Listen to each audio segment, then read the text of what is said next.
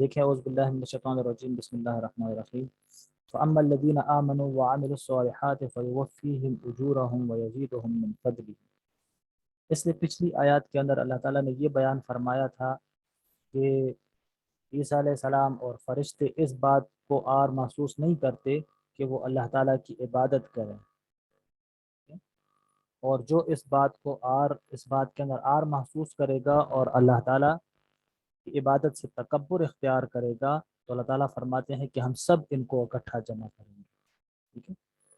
اچھا، اب یہاں پر دو گروہ ہو گئے، ایک وہ ہو گیا کہ جو اللہ تعالیٰ کی عبادت کرتا ہے، اللہ تعالیٰ کی عبادت سے عار محسوس نہیں کرتا، اور ایک وہ گروہ ہو گیا جو اللہ تعالیٰ کی عبادت کو اپنے لیے عار سمجھتا ہے۔ تو ان دونوں کا بیان اللہ تعالیٰ بیان فرماتے ہیں۔ فَأَمَّا الَّذِينَ آمَنُوا، باہر وہ لوگ آمنوا جو ایمان لے کر آئے، وَعَمِلُوا الصَّالِحَاتِ اور نیک عمل کیا،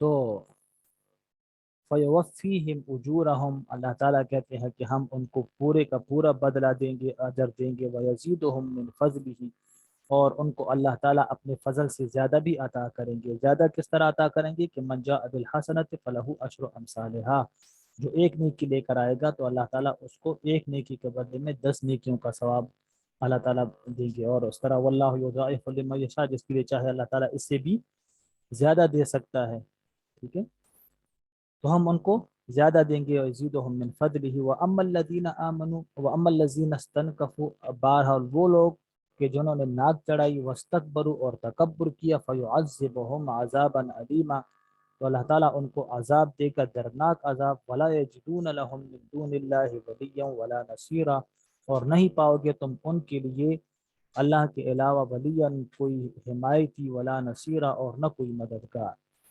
تو اللہ تعالیٰ ان کو درناک عذاب دیں گے اور اللہ کے علاوہ پھر ان کا کوئی مددگار بھی نہیں ہوگا، ان کو کوئی حمایتی بھی نہیں ہوگا۔ ولی کہتے ہیں اس مددگار کو جو زبانی کلامی کسی کی تائید کرتا ہے، یہاں پر یہ والی بات اس کی ٹھیک ہے، اور نصیر کہتے ہیں اس کو کہ جو عملی طور پہ تمہاری مدد کرے، اس کو نصیر کہتے ہیں۔ تو اللہ تعالیٰ کہتے ہیں، انہوں نے فرمایا کہ نہ ان کا کوئی زبانی کوئی تائید کرنے والا ہوگا، اور نہ جو ہے تو عملی طور پر نہ ان کا کوئی تائید کرنے والا ہوگا۔ دونوں صورتوں کے اندر یہ کیا ہوں گے؟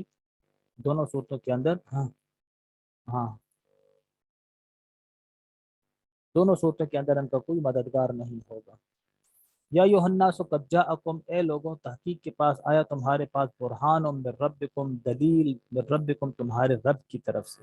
یہاں پر برہان سے مراد کیا ہے؟ برہان سے مراد نبی کریم صلی اللہ علیہ وسلم کی ذات ہے، کہ اللہ تعالیٰ کی طرف سے اللہ تعالیٰ کی دلیل، یعنی کہ نبی کریم صلی اللہ علیہ وسلم تمہارے پاس تشریف لے کر آئے، اب تمہارے پاس کوئی چو چرا کرنے کی، تمہارے پاس کوئی بہانہ کی کوئی جو ہے تو اب وہ نہیں ہے تمہارے پاس کہ ہمیں تو پتہ نہیں تھا۔ نبی آخر الزمان تمام انبیاء میں جو افضل ہیں وہ اللہ تعالیٰ نے تمہاری طرف مبعوث فرمائے، اس نے تمہیں کہا قولوا لا الہ الا اللہ تفلحوا، تم کلمہ پڑھ لو تم کامیاب ہو جاؤ گے۔ تو جب اللہ تعالیٰ کی برہان، اللہ تعالیٰ کی دلیل نبی کریم صلی اللہ علیہ وآلہ وسلم کی شکل میں، ان کی صورت میں تمہارے پاس ظاہر ہو گئی، اب تمہارے پاس کوئی راستہ نہیں ہے انکار کرنے کا۔ وَأَنزَلْنَا إِلَيْكُمْ نُورًا مُبِينًا اور نازل کیا ہم نے تمہاری طرف نورا مبینہ، واضح نور۔ واضح نور سے مراد قرآن مجید ہے، کہ ایک واضح دلیل بھی تمہارے پاس آ گئی، وہ کیا ہے؟ نبی کریم صلی اللہ علیہ وسلم کی ذات اقدس، اور واضح نور بھی تمہارے پاس آ گیا، ٹھیک ہے، وہ نور کیا ہے؟ قرآن ہے۔ فَأَمَّا الَّذِينَ آمَنُوا بہرحال وہ لوگ کہ جو ایمان لے کر آئے، وَاعْتَصَمُوا اللہ تعالیٰ کے اوپر ایمان لے کر آئے، وَاعْتَصَمُوا اور انہوں نے اللہ تعالیٰ کی رسی کو مضبوطی سے پکڑا۔ رسی کو مطلب کیا؟ کہ اللہ تعالیٰ کی دین کو مضبوطی سے پکڑا۔ فَسَيُدْخِلُهُمْ فِي رَحْمَةٍ مِّنْهُ وَفَضْلٍ تو ان قریب اللہ تعالیٰ تاکید کے ساتھ اللہ تعالیٰ داخل کرے گا ان کو اپنی رحمت کے اندر اور اپنے فضل کے اندر، اللہ تعالیٰ ان کو داخل کر دے گا، جو کیا ہے؟ جنت ہے۔ وَيَهْدِيهِمْ اور ان کو ہدایت دے گا کس کی طرف؟ سیدھے راستے۔ وَيَهْدِيهِمْ إِلَيْهِ صِرَاطًا مُسْتَقِيمًا اور اللہ تعالیٰ ان کو اپنی طرف سیدھے راستے کی ہدایت دے گا۔ یستفتونک تم سے پوچھتے ہیں یہ لوگ، کس کے بارے میں؟ وہ آپ سے فتویٰ طلب کرتے ہیں، مسئلہ پوچھتے ہیں آپ سے، ٹھیک ہے۔ سورت کی ابتدا بھی عورتوں یہ میراث کے احکام ابتدا کے اندر بھی بیان ہوئے تھے، اور میراث کے احکامات کو اللہ تعالیٰ آخر میں بھی بیان فرما رہے ہیں، ٹھیک ہے۔ اس میں ताकीद है किसकी तरफ, मीरास के अहकामात की तरफ, कि देखो मीरास का जो हुक्म है ये अल्लाह ताला का हुक्म है, इसको तलब करना और इसके तलब करने वाले को आर समझना। देखो अल्लाह ताला ने पहले फरमाया, ठीक है, कि अल्लाह के बंदे वो होते हैं, लन यस्तन के फल मसीह अन यकून अब्दल लिल्लाह, अल्लाह ताला के जो बंदे होते हैं वो अल्लाह ताला के अहकामात को पूरा करने के अंदर आर महसूस नहीं करते। समझ गए? तो अब ये है कि अगर कोई आदमी मीरास तलब करता है या मीरास तकसीम करता है तो उसमें आर महसूस नहीं करना चाहिए कि भाई ये तो मीरास खोर है, ये मीरास के लिए बैठा था, तुम उसकी मौत के लिए बैठे थे, वो कब मरेगा, मैं उसका माल कब लूँ, ये वाली बातें नहीं करनी चाहिए। अच्छा, अल्लाह ताला ने पहले बयान फरमा दिया, ये अल्लाह का हुक्म है भाई, इसको मानना है। समझ गए? हजरत अल्लाह के रसूल के बाद अल्लाह के रसूल की बेटी जो जन्नत की औरतों की सरदार है, सैयदतु निसाइल अहलिल जन्नह फातिमा, कौन है? फातिमा, अल्लाह के रसूल की बेटी, ठीक है, जो अल्लाह के रसूल ने फरमाया कि मेरे जिगर का टुकड़ा है, जिसने इसको तकलीफ पहुंचाई उसने मुझे तकलीफ पहुंचाई, और जन्नती औरतों की वो सरदार हो। अल्लाह के रसूल की वफात के बाद वो हजरत अबू बकर सिद्दीक के पास गई कि मेरे वालिद की मीरास में से मुझे हिस्सा दे दो। तो मीरास तलब करना अगर आर की बात होती तो जन्नत की औरतों की सरदार ये वाला काम करती, हालांकि उन्होंने क्या ये वाली आयत नहीं पढ़ी थी, उन्होंने कुरान नहीं पढ़ा था।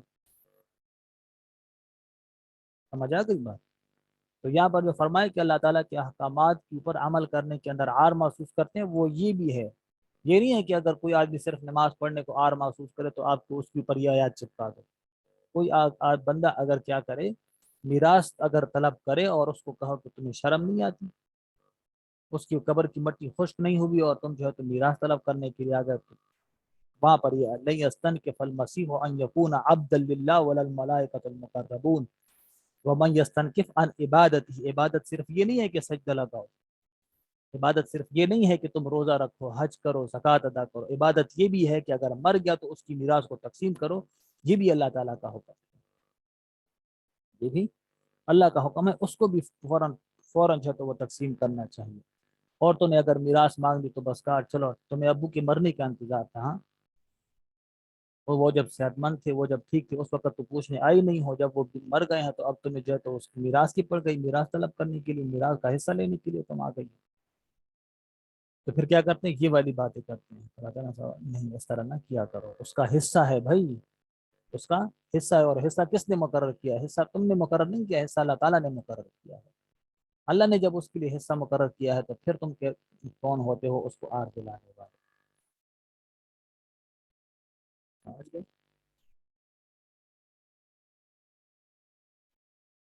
तो मीरास के अहकामात की ताकीद को बयान करने के लिए शुरू के अंदर भी अल्लाह ताला ने मीरास के बयान किया, आखिर में दोबारा मीरास का बयान कर रहे हैं और औरतों की मीरास का बयान कर रहे हैं। इसमें इशारा है इस बात की तरफ कि औरतों की मीरास के अंदर अक्सर कोताही होती है, औरतों की मीरास में अक्सर कोताही होती है, इसलिए आखिर के अंदर दोबारा औरतों की मीरास को बयान किया। और एक हदीस के अंदर अल्लाह के रसूल ने फरमाया कि जिसने किसी की मीरास के हिस्से को काट दिया तो अल्लाह ताला उसको आखिरत के अंदर क़यामत के दिन अपनी रहमत के हिस्से से काट देंगे। समझ गए? अल्लाह ताला उसको अपनी रहमत के हिस्से से काट देंगे। देखो इसको पूछते हैं तुमसे किसके बारे में, तुमसे फतवा पूछते हैं मीरास के बारे में, कुलिल्लाह, तुम इनसे कहो कि अल्लाह ताला तुम लोगों को फतवा देता है फिल कलाला, कलाला के बारे में।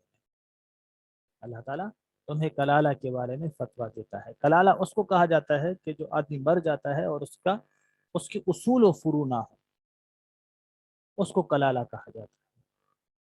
ठीक है, उसूल फुरू का मतलब क्या? आदमी मर गया, उसके वालिदैन नहीं है, उसका दादा दादी नहीं है, नाना नानी नहीं है, हाँ, और उसके बेटे नहीं है, पोते नहीं है, पर पोते नहीं है, ये हो गया उसूल फुरू।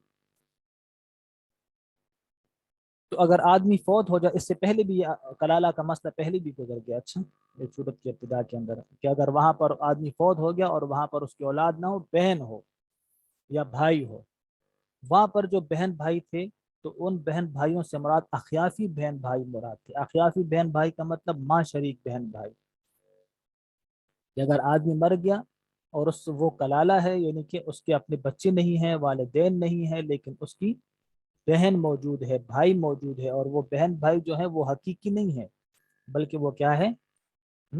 اخیافی ہیں۔ اخیافی کا مطلب ماں شریک، کہ ماں تو دونوں کی ایک ہے، باپ دونوں کا الگ الگ ہے۔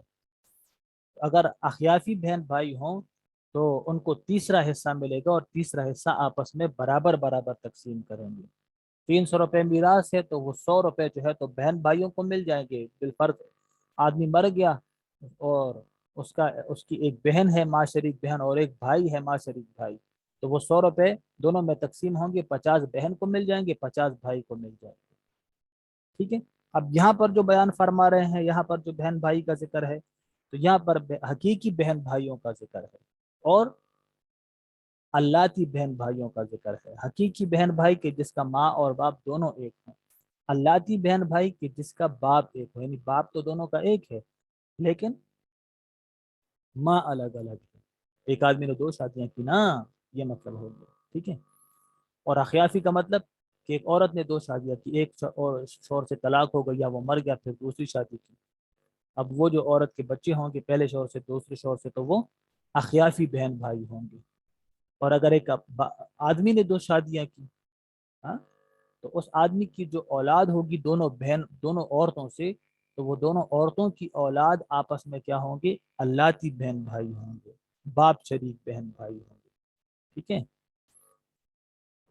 تو اللہ کے رسول سے صحابہ نے پوچھا کہ اگر کلالہ فوت ہو جائے تو اس کا کیا مسئلہ ہے؟ کہ نمر ان ہلک لیس لہ ولد ولہ اخت فلہا نصف ما ترک۔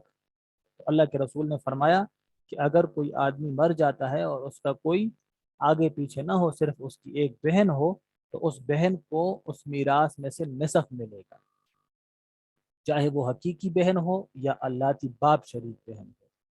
حقیقی بہن کہ دونوں کا ماں باپ ایک ہی ہے، ہاں، اور اللاتی بہن کہ دونوں باپ شریک ہیں، ماں الگ الگ ہیں۔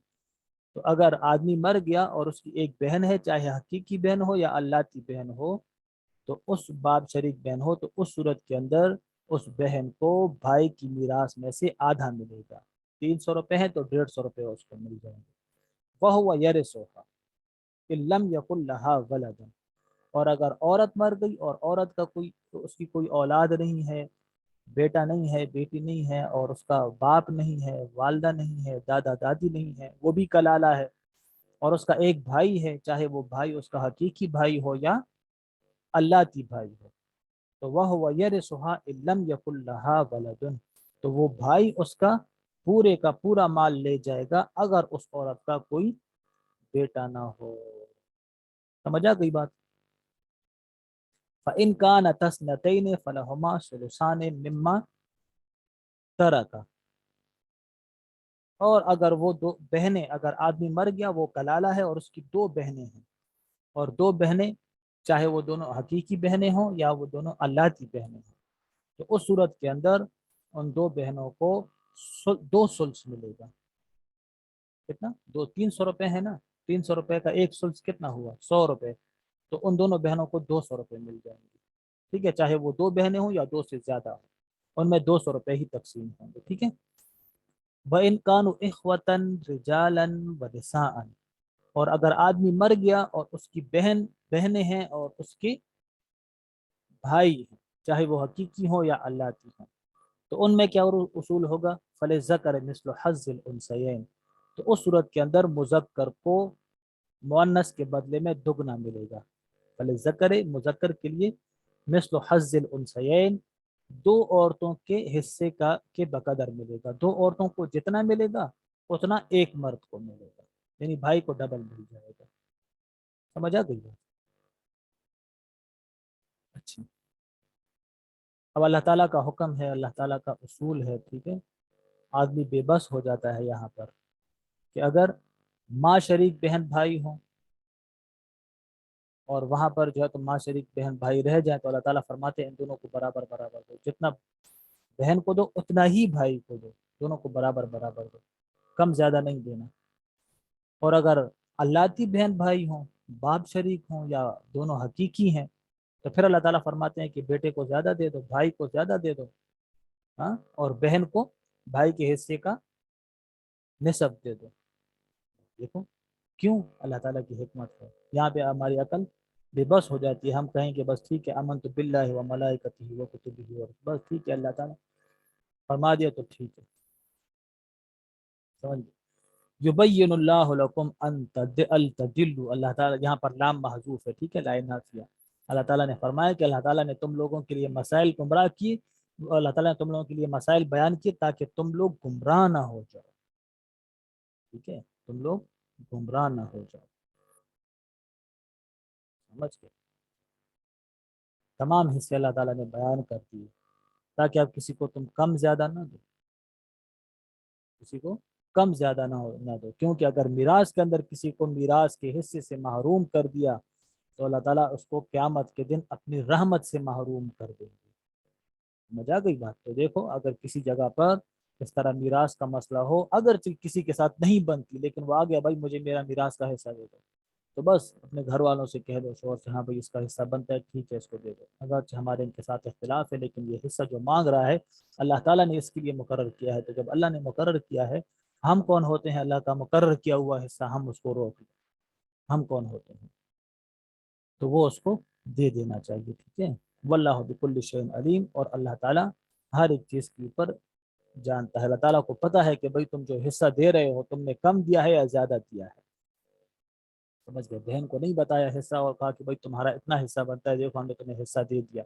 अब बहन को तो नहीं पता, वो तो जो है तो दफ्तरी मामलात से बेखबर है, उसको तो पता नहीं है। ठीक है, और वो तो यही समझे कि भाई उसने मुझे हिस्सा दे दिया, लेकिन अल्लाह ताला फरमाते हैं कि मुझे तो पता है ना कि तुमने उसको कम हिस्सा दिया। वल्लाहु बिकुल्लि शैइन अलीम, अल्लाह ताला हर एक चीज़ को जानने वाले हैं, अल्लाह ताला हर एक चीज़ का खबरदार है। समझ गए। अच्छा। हाँ, अल्लाह की बहन भाई उसको कहते हैं कि जिसका बाप एक हो, ठीक है, उसको अल्लाह की बहन भाई। चलो यहाँ तक बस करते हैं। ठीक है, सूरत खत्म हो गई, इंशाल्लाह कल से सूरह माइदा शुरू करते हैं। ठीक है, अच्छा जी।